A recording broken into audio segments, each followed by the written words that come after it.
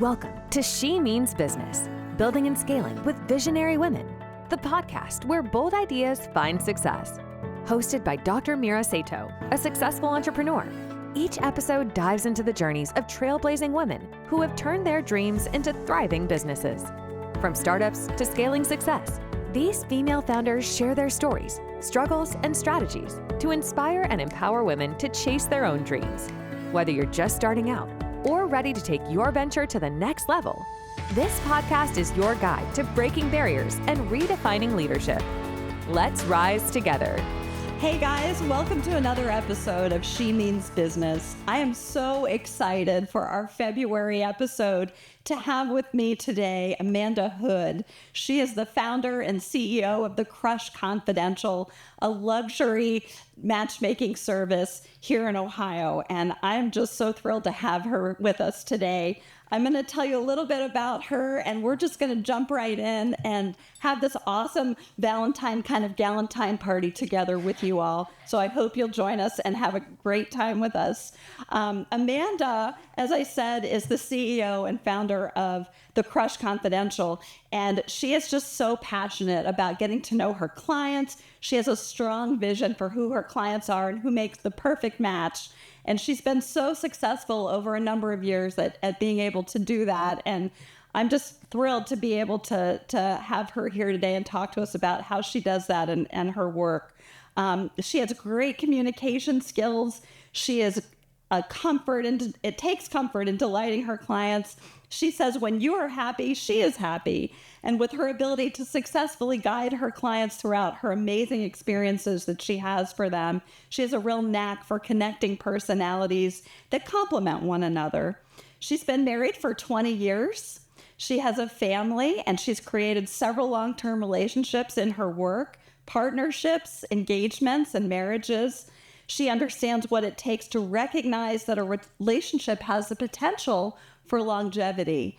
And so I think with Amanda as your matchmaker, you can focus on what's really important in your life, whether it's your job, your friends, your family. You can kind of relax and sit back and let her do the rest. So Amanda, talk to us a little bit about what you do and your journey. Okay. Well, thank you so much for having me here today. And I'm really excited to have a Galentine's Day podcast with you, Myrrha. So I have been matchmaking for almost 8 years, but I did start the Crush Confidential in October of 23. We have had a very exciting, about 15 months now. It's just been a whirlwind, a wonderful journey. I have just the absolute best clients. I truly love them, which I'm so excited about, because in the matchmaking industry, when I was a matchmaker for other companies, you don't get to choose who you take. They come in, they sign up for the service, they pay a dollar amount, and then they're dispatched to a matchmaker, and you're not allowed to, quote, throw them back. You have to, you get what you get and you don't throw a fit. Remember when our mom said that? And then we've said that as moms. But that's the thing, like you get what you get and you don't throw a fit. And I think it made me a wonderful, better, patient, tolerant, understanding, compassionate, empathetic matchmaker, because I was truly forced to take clients that I had nothing in common with, who had a completely different belief system from mine, totally different morals, ethics, and values, and properly match them. So how do you do that? You do that, and I recommend doing this for any client that you have. It's not just in matchmaking, because when you actually become when you're in a client-facing role in whatever industry that you're in, and you are customer service based, in order to really, truly, properly work for that client and be an advocate for that client and work on behalf of that client, you need to dig as deep as possible until you find alignment, something that you love about that person, somewhere where you connect, somewhere where you resonate. And when you are able to accomplish that, you can love that client, you can open your heart to that person, and then that's how I was able to properly match them. I would focus on where I resonated with them and where we aligned, and it opened my heart to them. So it was, I know, so like everybody's got, I guess, their own like little techniques, but that was mine, where I would be like, I gotta find some common ground here. Yeah. And I saw so many matchmakers leave the industry because they were like, I'm not dealing with this person. I'm not dealing with this, or I'm not going to feel like I'm abused by the client, or I'm not going to do this or do that. And I understand that. And I don't judge anyone for that. Like, everyone needs to have their boundaries with clientele. But I would actually mentor other matchmakers on, can we work on finding that alignment? Can we work on finding some common ground, or where you can resonate with this person? Because we are actually all human. And I truly believe 98% of people are good human beings. Yeah. And let's find where that is. Let's find that piece. So now with owning the Crush Confidential, I only have to take clients that I see that in them. You know what I mean? Yeah. I can actually say to someone, you know, I don't think I am the best matchmaker for you, but I know someone who would be a great matchmaker for you. And just having the ability to do that puts me in a position where my current roster, my client roster is, I mean, it feels like they're all just the most amazing, outstanding, like wonderful, good, true human beings who are just really looking for their soulmate. And it makes me just very excited to help them on that journey. What a fun job you have. What an incredible job. It's so rewarding. And it sounds like now, just listening to you, you can be a little more selective with your clients.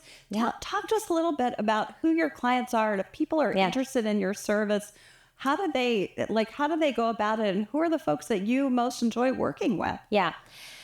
So it is a boutique service, and my clients are going to be more, it is a high-end service. And so my clients are more, it's upper a luxury echelon matchmaker service. Upper echelon single people, because it's not, cheap.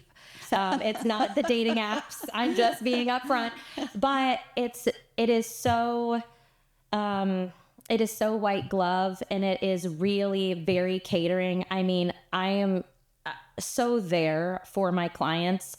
When you are there, like truly there for your clients, and you're like, okay, listen, you can like call me like 9 to 9.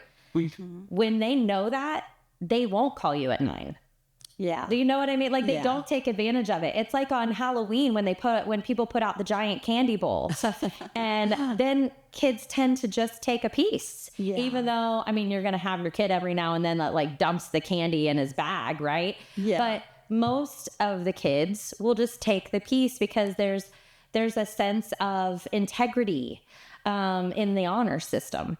So I feel that with I actually have an MBA, and my master's is in management, innovation, and change, which is actually related to going into maybe like a dying business and kind of revamping it to increase productivity.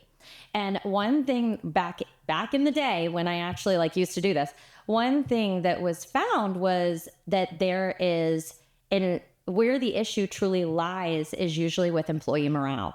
And if your employees feel valued and heard and seen, that they're going to produce for you. Because you've heard them, and you've seen them, and you've praised them, and you've given them those words of affirmation, and they don't feel judged. They feel like, wow, she cares about me. It's the exact same here.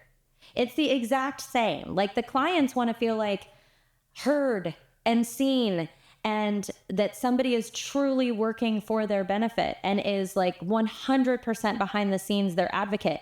And that's what I give to them, because at the end of the day, Myrrha, I can't ever say, I'm going to find your husband or I'm going to find your wife. Yeah. Because that's not a guarantee that I can ever actually make. Chemistry is felt between two humans. You emanate so much warmth, and I can just feel it in the room, and I hope our viewers can feel it too, because that would be amazing. You just emanate so much love and warmth and kindness and sincerity. And I feel like what you're talking about right now is so important to all the women entrepreneurs out there. I don't think it matters what industry you're in, what business you're trying to start, or what successful business you're trying to take to the next level. this is so critical to the success of any good business, is how you treat your clients, how you treat your staff, building those relationships and building them authentically. And I really get that spirit from you, like that authentic, caring, being attuned to the people that you serve, to your clients, that sort of servant leadership model, if you will, where you're there to support them. And while you have clear boundaries, you know, obviously you don't want people to take advantage of that good spirit or your kindness, but they don't because you've built those relationships of respect and authentic love. And I think that is the root of any successful business. And if anyone out there is listening, this is a huge takeaway right here.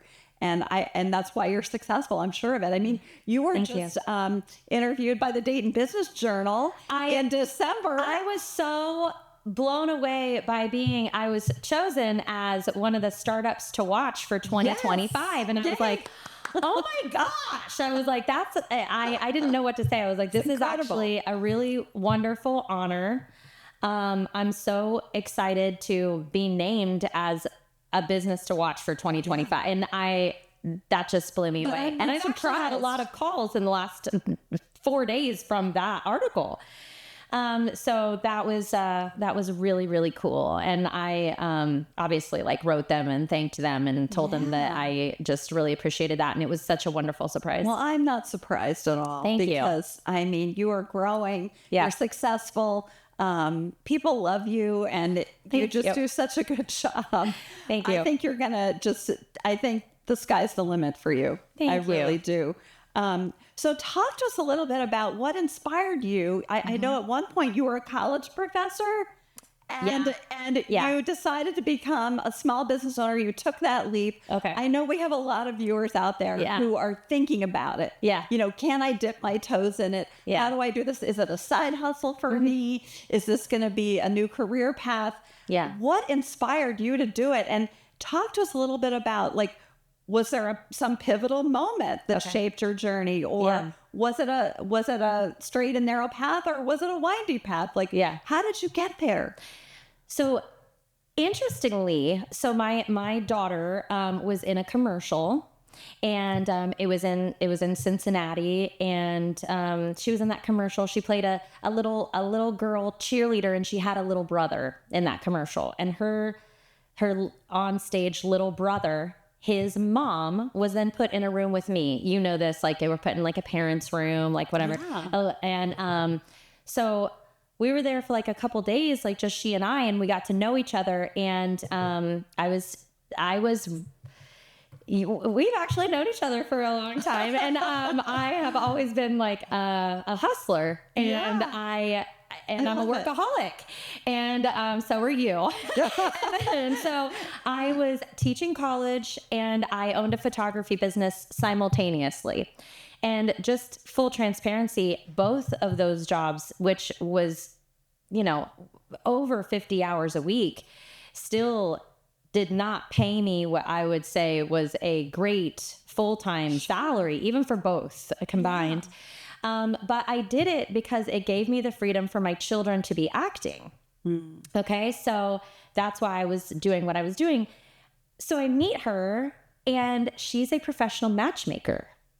And by the end of getting to know her after 16 hours or whatever, she said, so you've mentioned to me, that you're working all the time and you don't really love the teaching, and I know that you love the photography, but it doesn't pay you what you want to pay. She's like, I don't know if this would interest you. So she said, but you would be so great at matchmaking, and I'm a professional matchmaker. And I'm looking at her is this an MLM? What is she teaching me?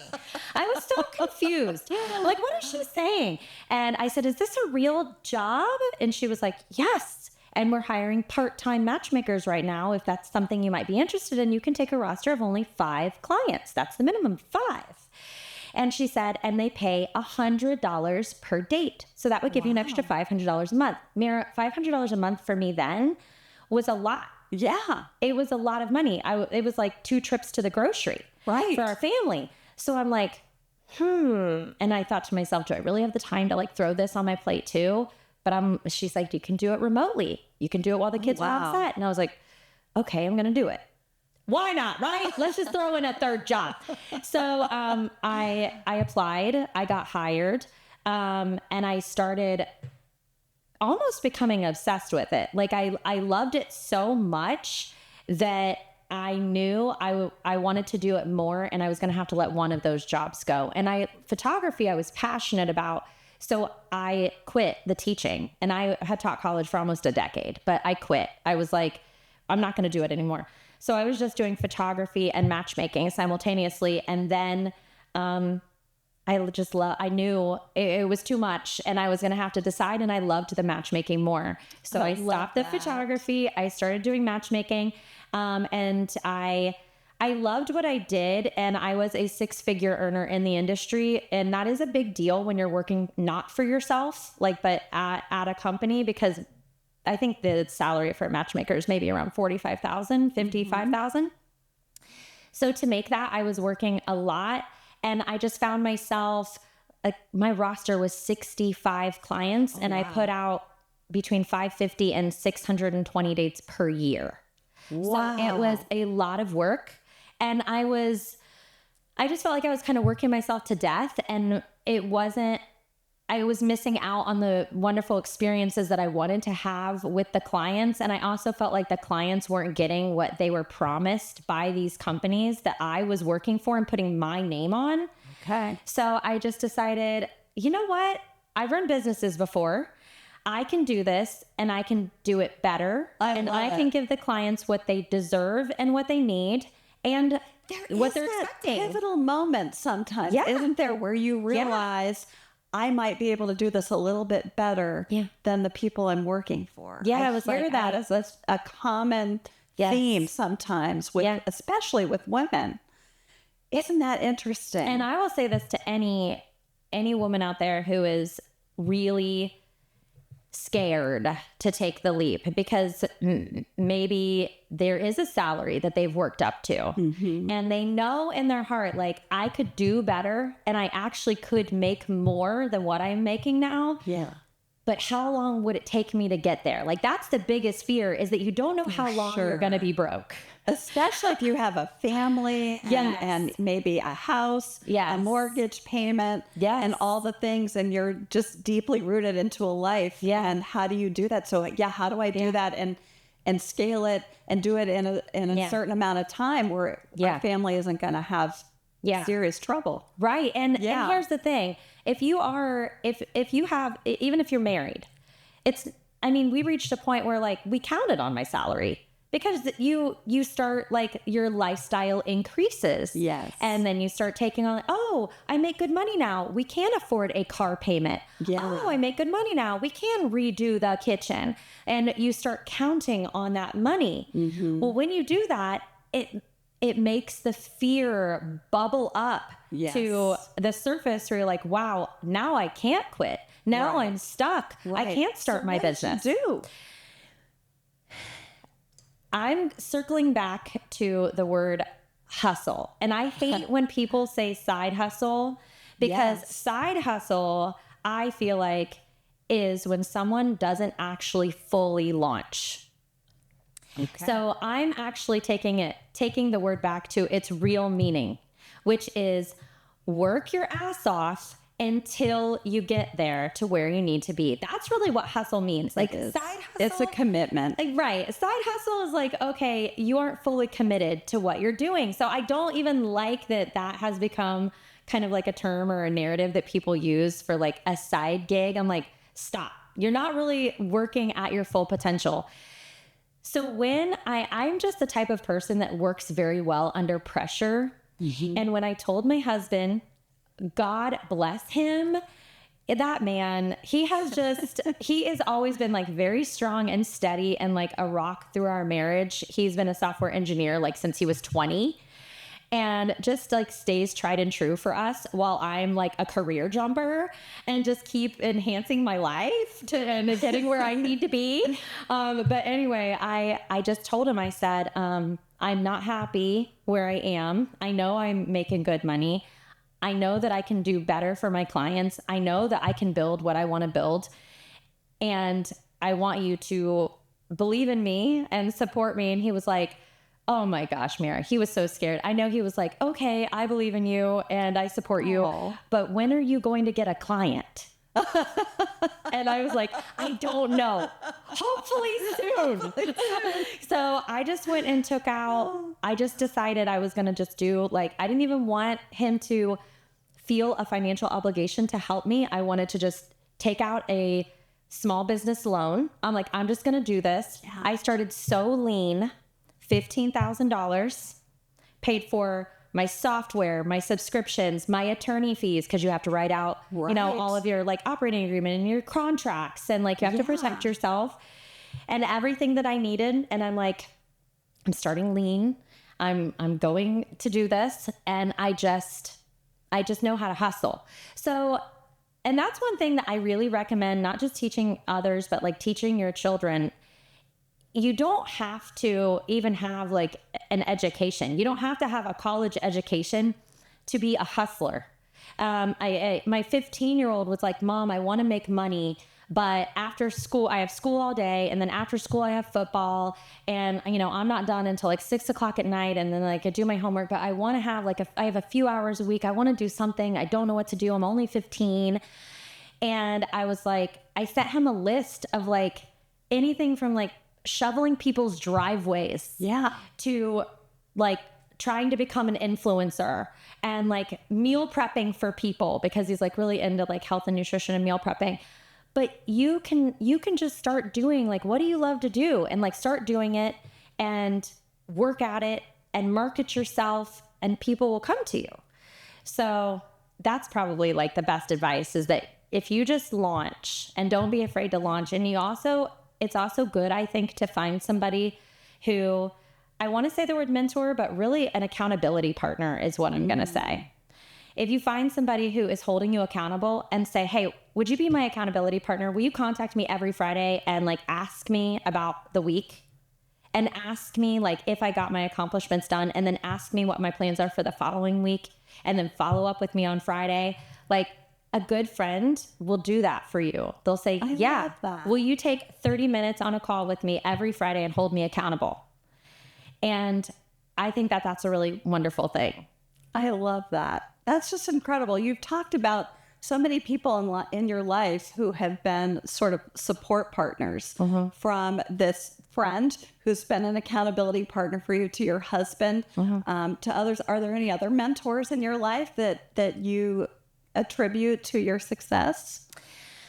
Oh, I feel like there's quite a bit. Probably the person that comes to mind first is my matchmaker mentor. Her name is Kim. She lives actually over in Kansas. And crazy, I probably talk to her at least 4 times a week and have never met her in real life. Oh my gosh. I know, isn't that wild? But she also won't get on a plane. But she's really instrumental. She's a very tough love person. And so she'll tell it how it is, which I really like.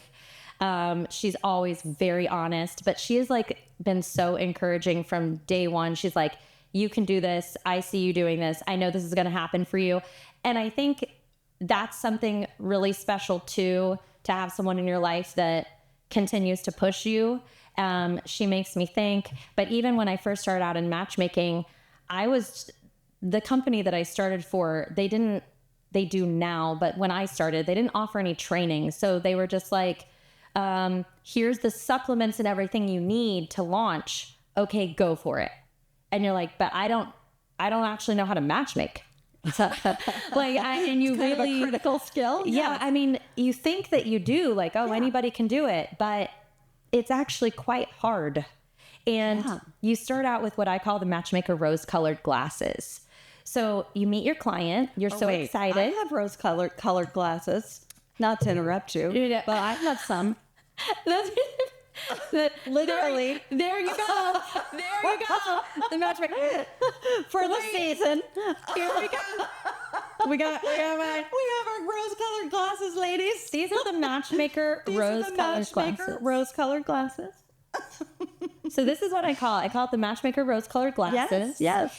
And it's where you start out as a matchmaker, you get your first few clients, and you're wearing your rose-colored glasses. You fall in love with those clients. I mean, you just love them. Yes. You're like so excited about being a matchmaker and so excited about your client that you can't match them properly. Do you know why? Why? Because no one's ever good enough. Oh. So you can't find anyone for them because That sounds like no a one is huge good enough. challenge for you. No one is good enough for this client. This client is so amazing. She's such a catch.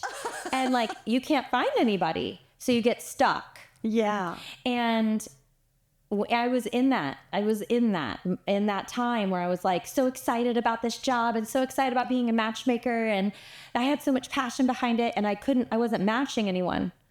And she came in and she was like, I'm going to help you like through this. And it was so great. And then your glasses, like they start to fade, the red starts to fade, and then they become clear. And then you can actually like match for those clients. But a lot of matchmakers, they can't get over that. They can't like push through that.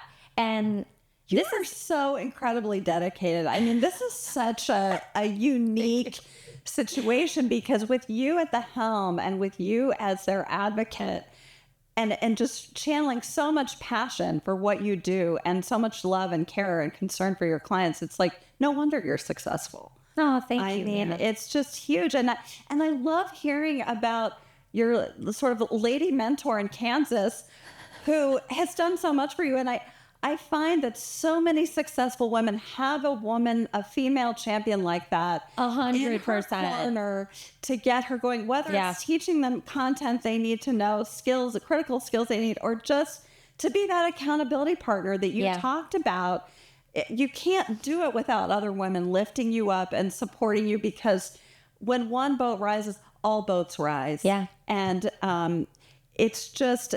And it's she just was an incredible and thing. she was dedicated to me. She called me every single morning You're for so 7 lucky months to have straight. that. Yes, and we need It's a big more deal. of that. I know. No, we do. We need absolutely more of do. that, and that's why we're here. That's why this podcast exists, is Yeah. to get that out there and to help people feel they have a lifeline, they have some support, they can network, and to hear these incredible stories. It's just amazing. And they're missing that a lot of times in the workplace. Yes. It's more than just training, or she's my trainer. Gosh, yes.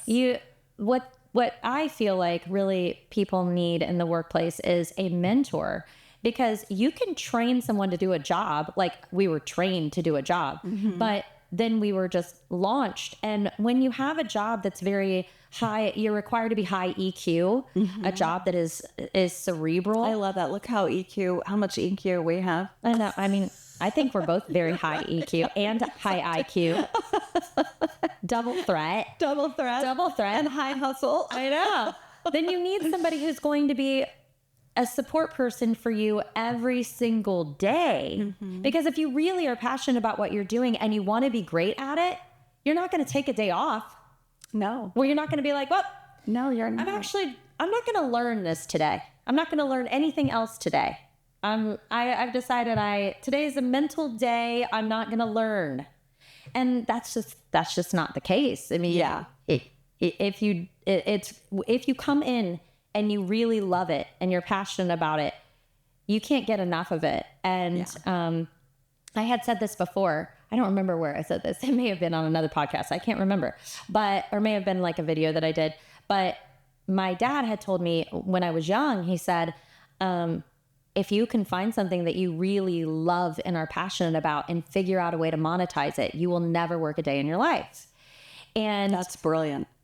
I know that is true, because I'm so passionate about this that even though it is my job, it is my career, it feels so wonderful every day. And I wake up with new energy for it, new thirst for it. Amazing. I tell my kids all the time, if you follow your dreams, do what you love, follow your passion, it's never work. Yes. It's never a job. That's right. It's doing what you love. Yes. And getting paid for it. Amazing. Which is... Think about that. I know. Think about that. Don't pigeonhole yourself. No. Yeah. No. So talk to me a little bit about what success means to you. You've touched on that a little bit, but in your matchmaking business specifically, How has that definition maybe changed over the years? Maybe when you started, you talked about, $500 a week was a lot. $500 a month. Oh, a month. Sorry. It was a month. Yes, I absolutely was $500 a month. $250 every 2 weeks. And so maybe that was success for you then. Yeah. Maybe that it was monetary success. Yeah. What does it look like for you now? Is it freedom and flexibility to do what you love? Is it monetary success? Is it something else? Yeah. So that's a great question. Monetary success is a bonus. I mean, it is nice, but frankly, because again, the Crush Confidential has only been in business for about 15 months. So honestly, I have been blessed with, we did really, really well our first year, but I'm also business savvy in that I have taken that money and I have literally put it right back in. So I just took a very moderate salary for that year. I haven't really cared about that. I care about the business.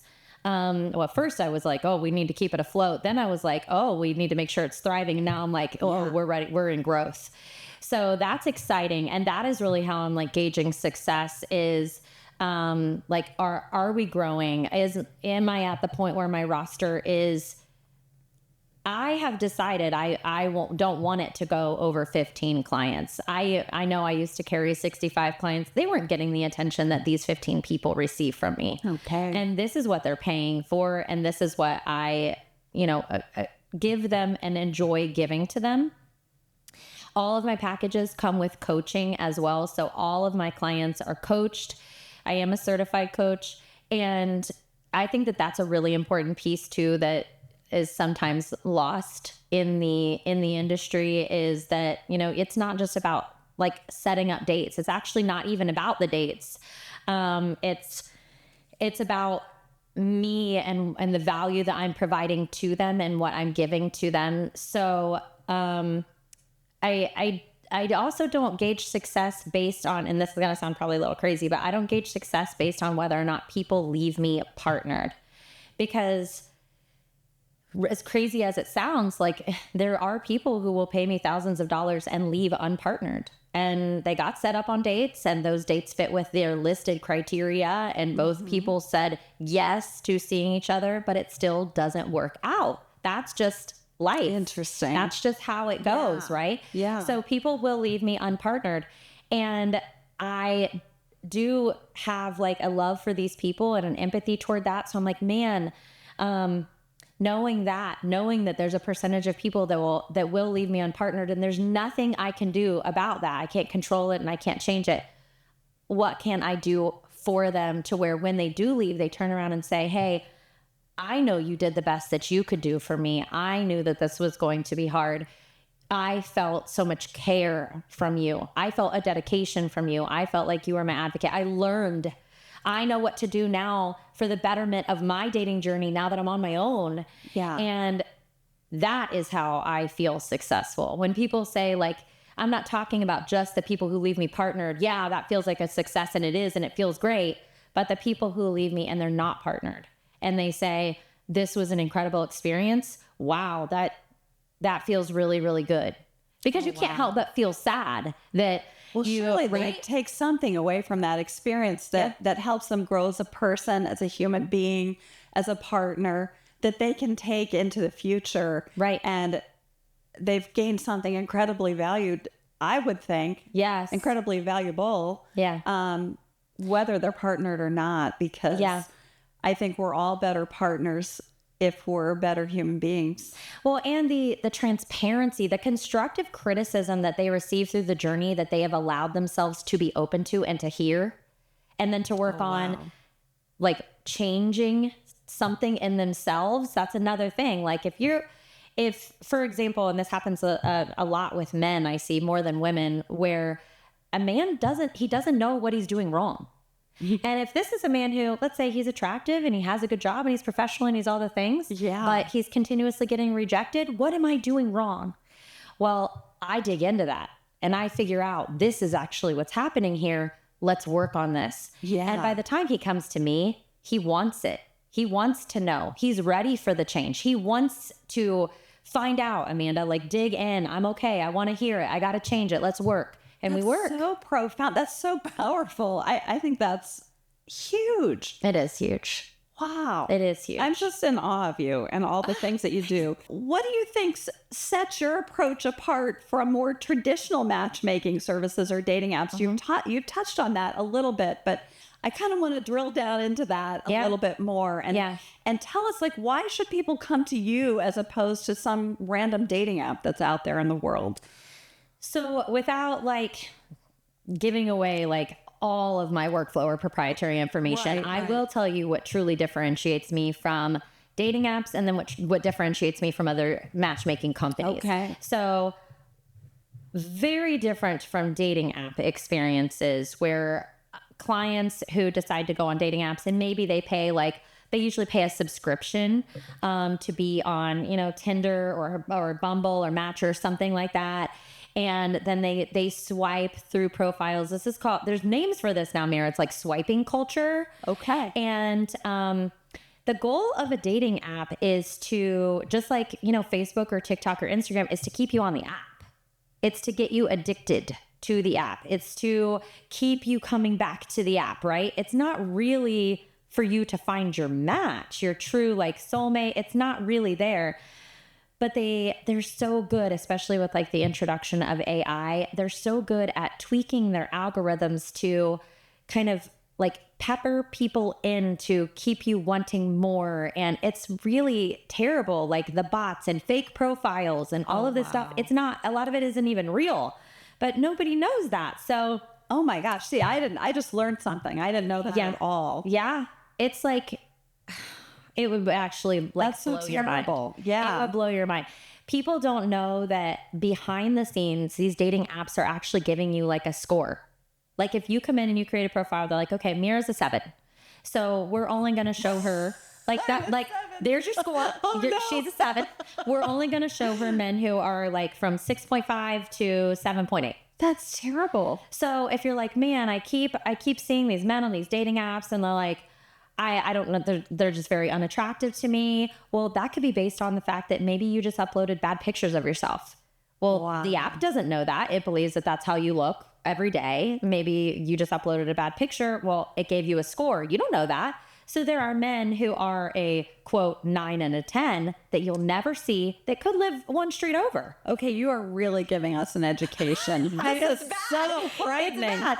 So it's just all these things behind the scenes that people don't know about dating apps. Number one. Number two, I read recently that like your average single person can spend up to 3 to 4 hours per day on the dating app. So they lay in bed at night, they just swipe, just scroll through. Yeah.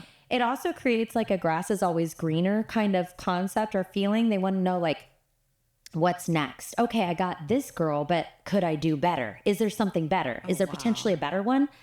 And that's a really dangerous space to live in as well. A lot of my clients, probably the majority of my clients, are just really busy professional people who were tired of doing all of their own screening and vetting of these human beings. And I'm truly like taking on that job for them. So it's a totally different and much better experience than dating apps. I'm doing the work, they're not. Now, as far as what differentiates me from other matchmaking companies, my business is actually a relationship curation agency. So I focus on helping construct a new relationship. So it is based on a 3-date model. So if Myrrha goes out with John, then I put the two of you out on a date. And if you both say yes to seeing each other again and continuing the journey, then I will actually curate dates 2 and date 3 with coaching in between each date. Wow. So I'm with the same couple for approximately a month, really helping like advocate for that new relationship and then launch them. It sounds very catered and it's very catered, unique and very tailored to each individual, which is so amazing. Yes. I love that. I love that. What have been some of the big challenges you've faced as a female entrepreneur or just as a business owner in general? I mean, you've talked about, and you're such a positive person and you have so much energy and enthusiasm and obvious passion for everything that you do. But surely there have been some challenges and some hurdles along the way. Yeah. Yeah. So a few things I've been like surprised to find out where I'm like, I didn't realize how much I was going to be paying, and like subscriptions. Like that has blown my mind. I'm like, okay, so I have to pay a subscription for like my database software. I have to pay a subscription for my CRM because there is no like CRM that also does matchmaking. And there's no like matchmaking platform that also is a CRM. So I'm like, what? So, I mean, I'm paying out on those subscriptions and like Dialpad and Twilio and like Calendly and all of these subscriptions, Zoom, that I didn't know about. So I'm like, wow, I thought I would be like running pretty lean, but there's a lot of overhead I didn't consider. Okay. I would also say like marketing expenses are way bigger than what I imagined. So I think that I really just kind of let a lot of that, like released a lot of that early on. It is nice to make money. And I know that that's, I think, a very hard thing for a lot of entrepreneurs, that when they start making money, they want to put it all in their pocket. And they are not as business savvy as they should be with things like, right when you get paid, please take 30% out and put it in an account to pay your taxes. That's number one. That's great advice. Like, don't not do that. And I actually know people who are business owners and they're like, oh, I wasn't prepared for the taxes. And I'm like, what? Like, that's wild.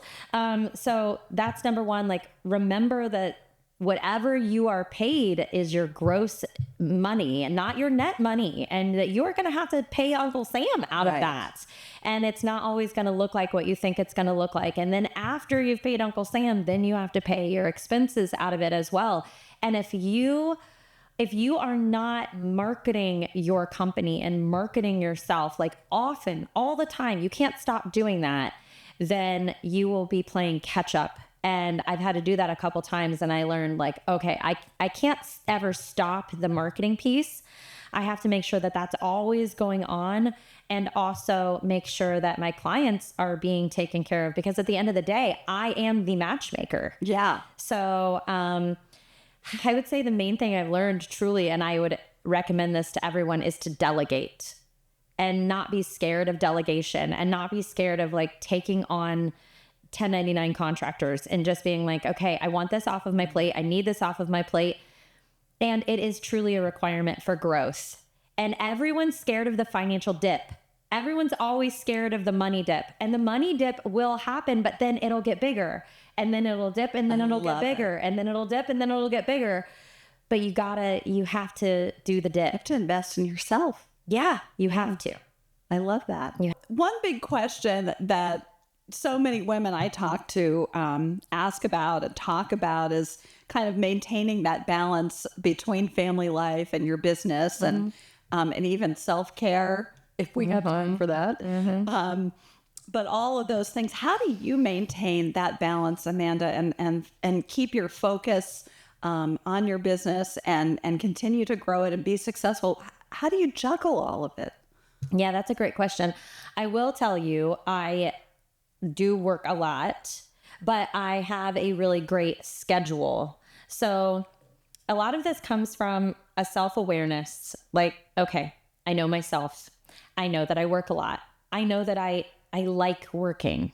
So I don't want to pretend like I don't like to be talking with my clients or in my office, because I love it so much.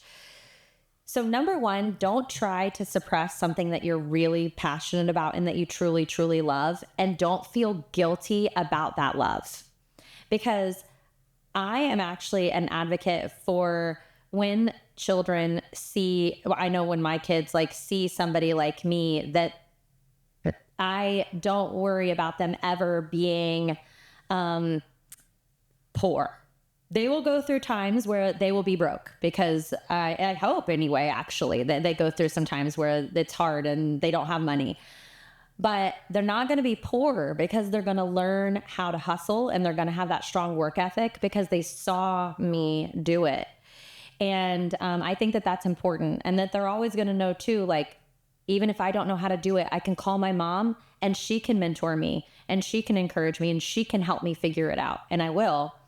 So that's number one, is that I prioritize it, and I make sure that I put myself in a mental space where I truly know that I'm showing them something that is going to be good for them for life, like life skills, regardless of whatever they do. They're not going to be matchmakers probably, but whatever they do, I also want to show them, like, you don't have to go and work for someone if you don't want to. You can be a business owner. You can be an entrepreneur. You have the ability to do what you want to do if you do it the right way and if you're committed to it.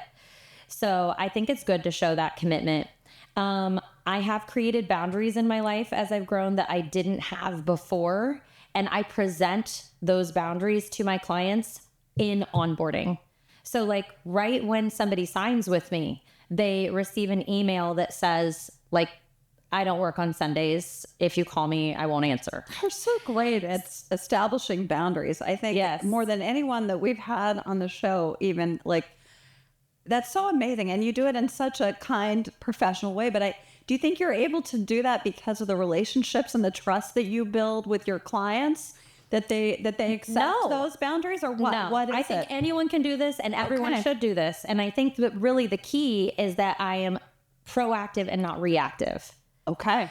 Because what happens is that so many business owners want to be so incredibly catering Yes. that they have no boundaries at all. Yes. And then they start feeling abused by their clients or taken advantage of. Then they build up And they resentment burn for the out. client. Then they burn out, or they might even lash out.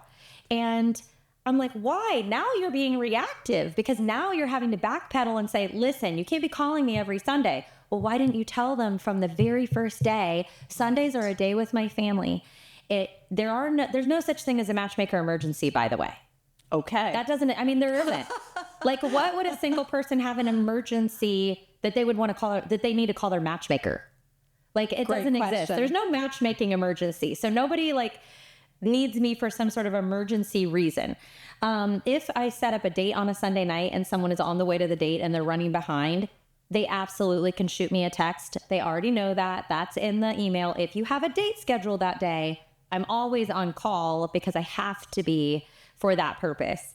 But you're not going to like schedule a coaching session or talk to me about your outfits on a Sunday. I'm with my family.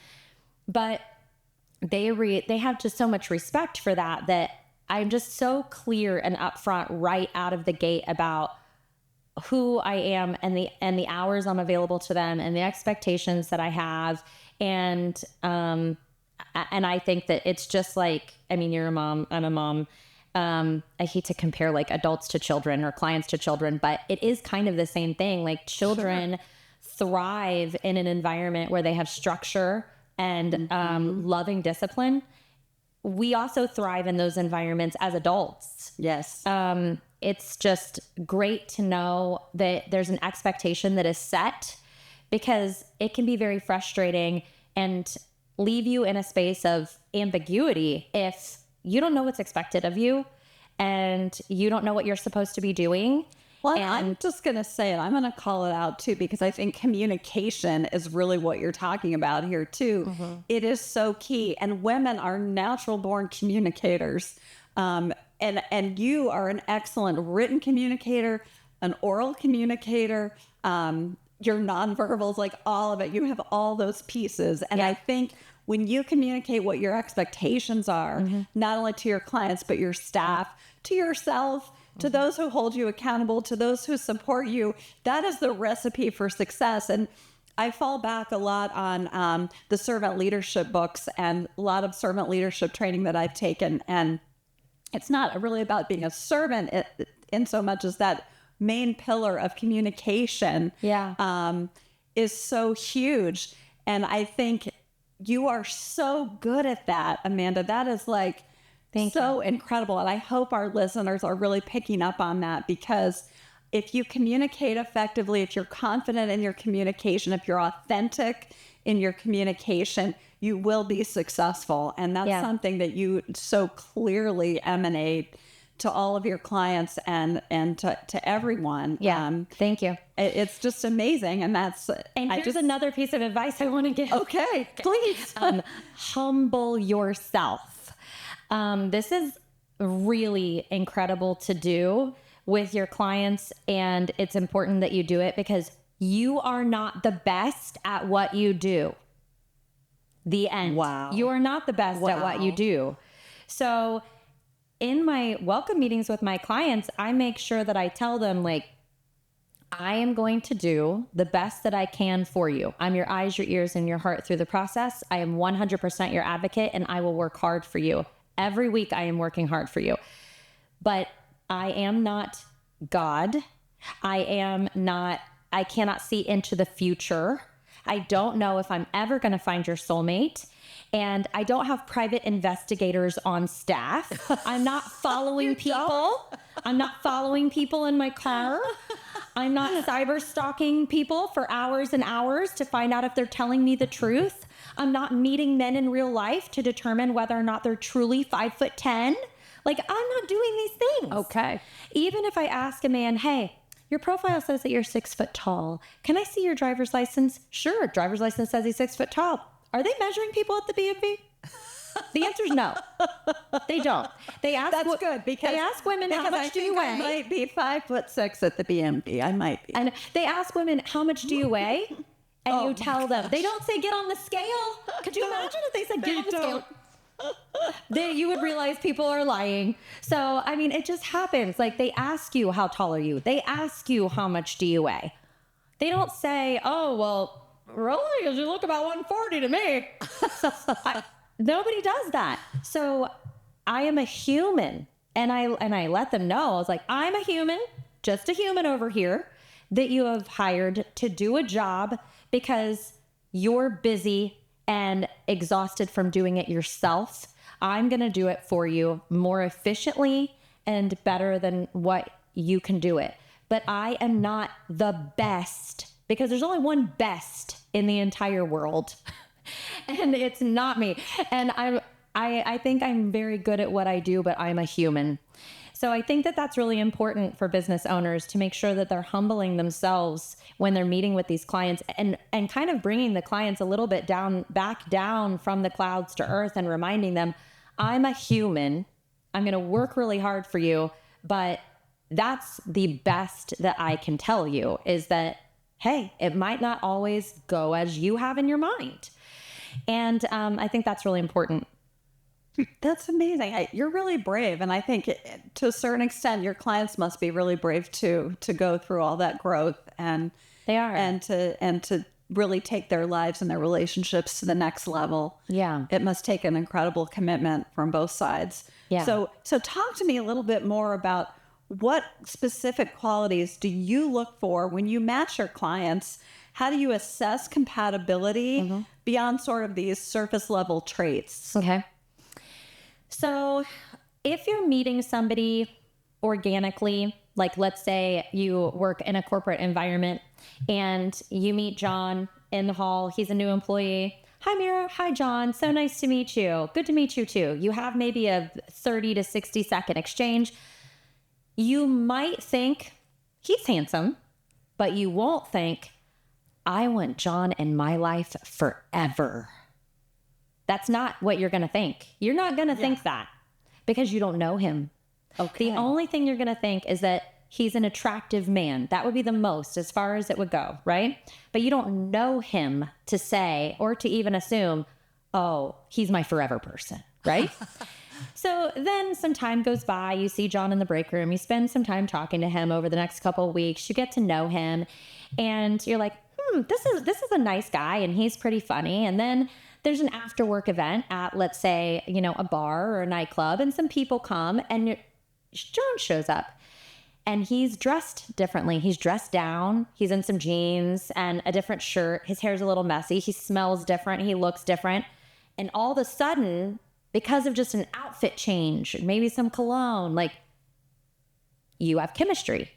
And he sees you. Oh, Myrrha looks different. Like her hair's like down. It's not in a bun. She's not wearing her business attire. She's in some jeans and boots and something. There's an energy and a synergy that you didn't have in the workplace, right?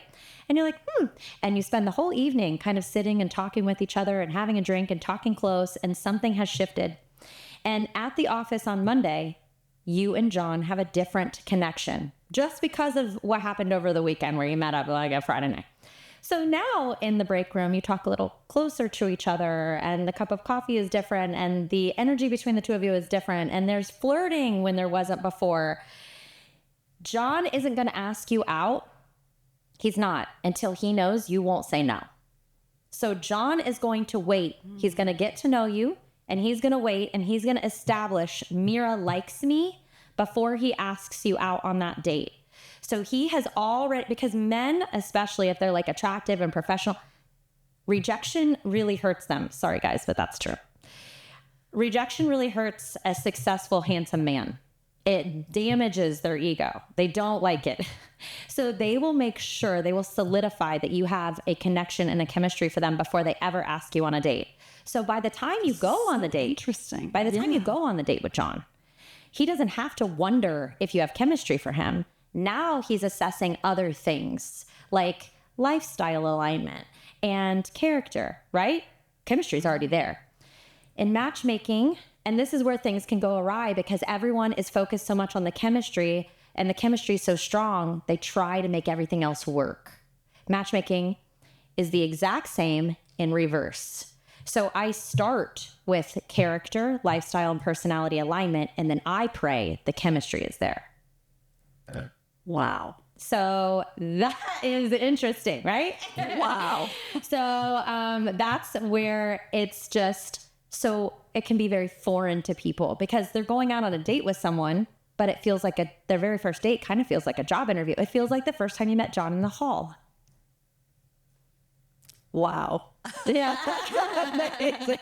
You really do have the best job. It is a lot of fun. Well, talk to me a little bit. You obviously have firsthand experience with this chemistry and all of the things that lead to a successful relationship.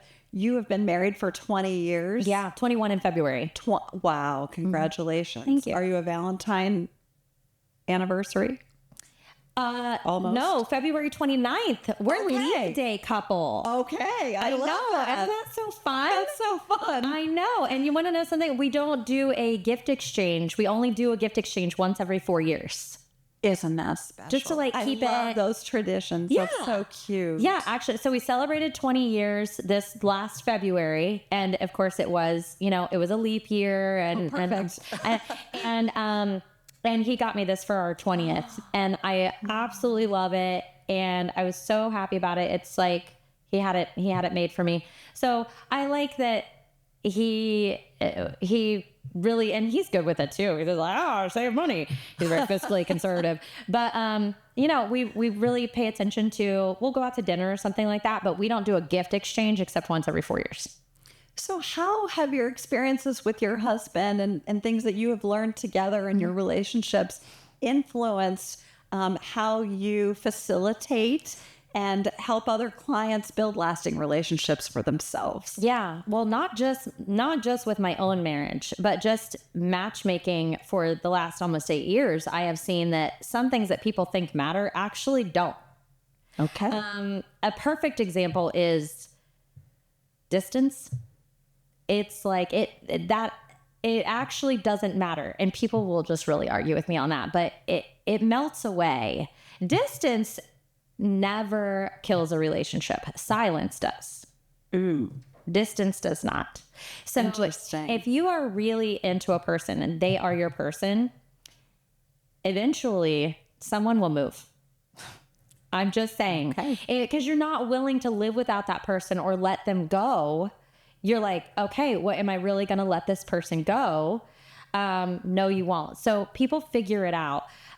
Just to talk briefly about my most recent couple that I really, really love. My client, it lives in Hilton Head, and I set her up with a man who lives in DC. And I really, really liked the match on paper. But he was open to meeting her, but he was so reluctant because he's like, I'm open to it. He was like, but I'm not retiring in Hilton Head. Like she had just retired and he's close to retirement. He's like, I'm not going there. He was like, I'm retiring in Colorado. And he was like, I don't know. And I was like, well, give it a shot. I said, you never know what can happen. Well, they've been together 8 months now and he's retiring in Hilton Head. Wow. Come on. I'm just saying, like, I see all kinds of stuff. I see reverse vasectomies. I see people moving across the country. I see people saying, they say all kinds of stuff. I mean, and then all of a sudden they do it. I'm not going to date a woman with kids, and they start dating a woman and she has a kid, and now they're like so excited to be a stepdad and they love that child. I'm like, I told you. Like, it just story. Oh, that's so inspiring for singles out there. I know, but it just doesn't. So good to hear. So many of these things don't like really matter. There are some things that truly deeply matter. Sure. Like people who have a faith and they're totally different religions that like completely conflict. And if both people are like spiritual, like maybe they were raised with the religion but are no longer practicing, it can absolutely work. But if both people are still deep in their faith and involved in that religion, that is something I actually don't recommend. I'm like, listen, if you want to go for it, fine. But I try to avoid like putting those matches together. But even like the politics thing, as long as someone isn't far to the right or far to the left, it's not like a big deal. I mean, there were many elections where my husband and I didn't even vote the same. Oh gosh, our household is divided. We have a Michigan fan and an Ohio State fan. You're totally divided. We just go to different parts of the house, when that game day is. Oh, that's so funny. Wait, who is who? So my husband went to Michigan, and of course, my family, my parents, my kids, so many of them went to Ohio State. So, we are truly a divided house. That is so funny. Isn't it funny? I know, but we somehow make it work. At least he went to Michigan. Yes. Or if you went to Michigan or you're from Michigan, okay, it's fine. But if you're like from here and you're just a Michigan fan, shame on you. Shame on you. Shame on you.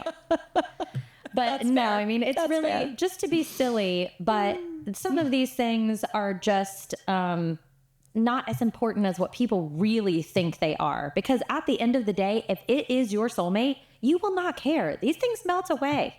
I love to hear it. So that is such good advice. Do you have any other specific advice you'd give to singles who maybe are a little hesitant to dip their toe in the water right now?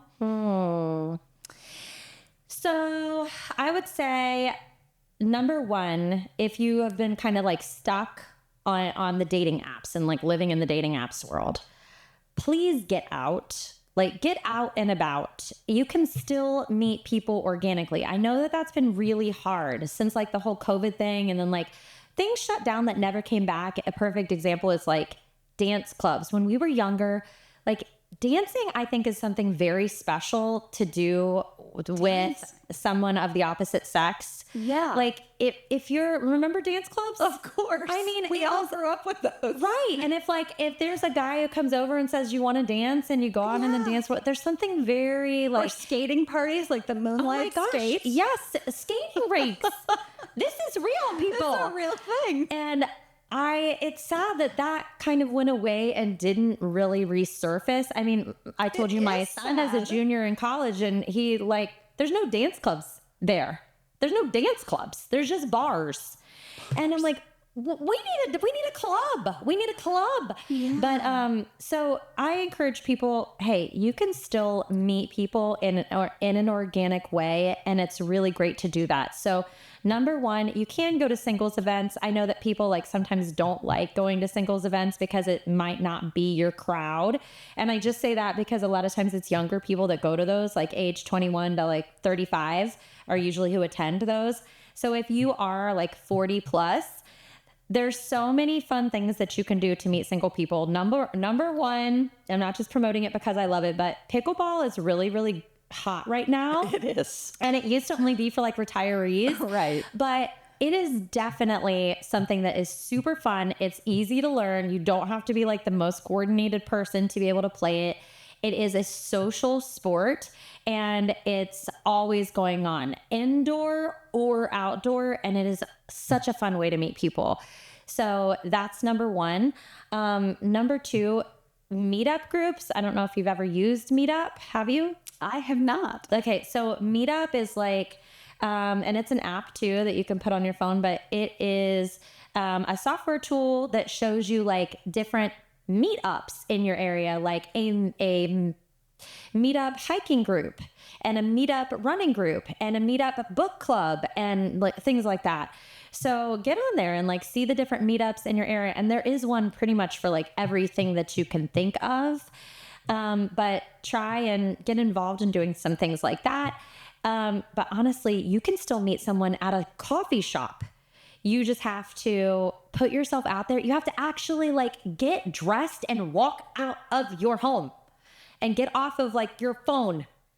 You have to go out and be out in with humans. I love that. And so once people do that, or once they work with you, you know, you've talked a little bit about celebrating individuality and people really embracing their own unique traits and things like that. Once they start doing that and dipping their toes back into the dating game, how do you encourage people to make meaningful connections by sort of celebrating their unique traits? That's good. One thing that I have seen that I encourage singles not to do is to get to a point of apathy. I see that a lot, and that makes me really sad. I mean, I feel like when single people, male or female, get discouraged kind of over and over and over, they a little bit start to lose themselves. I mean, I know that like you have a child that has been in acting, and when you have a child that has been in acting, they really, I feel like there's a lot of no's that they hear in their life. For sure. A lot of no's. And it's kind of actually trained in the acting space that like every no gets you closer to a yes. Like that is something your poor child just gets rejected over and over and over and over. And it can kind of start to squash or suppress their true, authentic personality, because people start getting in their heads, something's really wrong with me. You know what I mean? And that's not true. The real problem is and I find this out when I meet with these people and I start learning about them and I get to coaching them, that, and this is the case with a high percentage of people, if we're drawn to a particular type of person, like a man will just continuously choose the same type of woman with a different face. And it's the same type of woman that he shouldn't be choosing. That's bad for him. Do you know what I mean? Yeah. And I'm like, you've been choosing the exact same person with a different face. That's why this is not working for you. You can't be with this type of personality. This isn't like going to be a good match for you. So it's going to emotionally drain you, or it's going to make you feel small or whatever, because we all have our emotional needs. And I do send over these assessments for my clients that help me learn more about them. Like everybody and by the way, I'm not like spouting science. These are all like psychology and theoretical, but they are fun. And I do see value in them and I do see truth to them, but it's things like Myers-Briggs. I don't know if you've ever done personality assessments, the Enneagram assessment, love languages. I want to know, like, tell me about your love languages. And there are so many clients I talk to and their attachment styles. So many clients I talk to are like, I don't know about these things. I've never heard about these things. I've never taken a personality assessment. I don't know any of this stuff.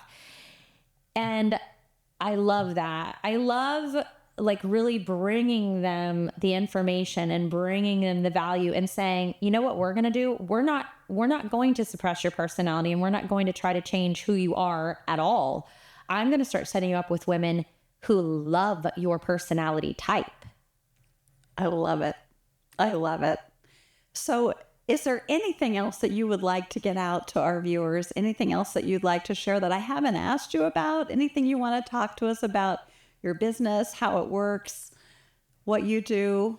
Anything else? I would just probably like to say, and I maybe said it earlier, but just reiterate, like, it is absolutely not hopeless. I know that people who have been on dating apps, especially maybe even for a few years, start to feel very exhausted and drained and depressed, like from that environment, and feel like there really isn't anyone for me, or I don't know what else to do, and kind of feel like they're spinning their wheels or just standing and like just doing 360s and ending up right back where they started.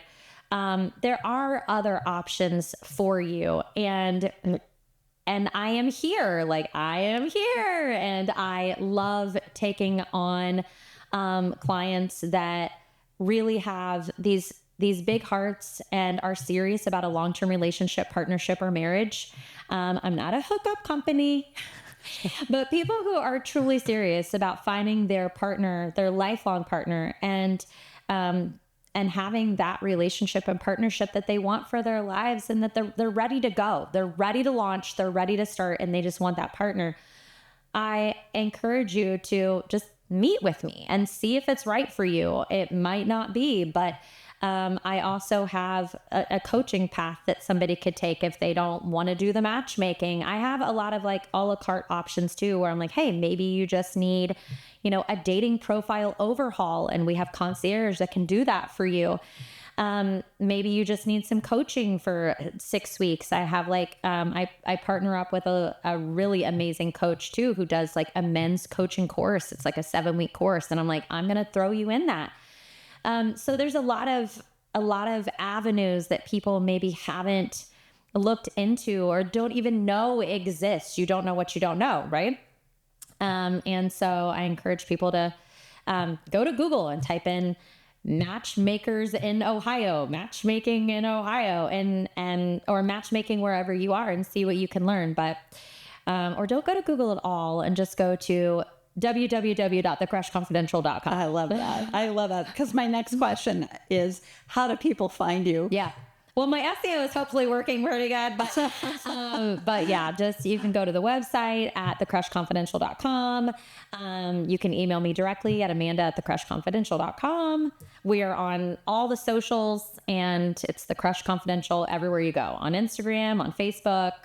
So I'm easy to find. That's great. Amanda, you have been an absolute delight today, and you are such an inspiration to women out there.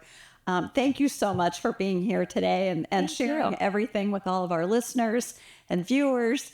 It's been just a joy. Thank you for having me. And for those who didn't see, Myrrha and I are actually, unbeknownst to us, wearing the same earrings, but hers are red hearts and mine are like, what color would you call that?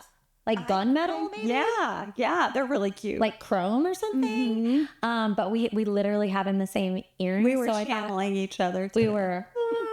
I thought that was really cool. Though I'm like, but thank you so much for having me on. You're always such a joy. I love that you made me treats and gave me amazing coffee. So thank you for having me here. So much fun. Thank you.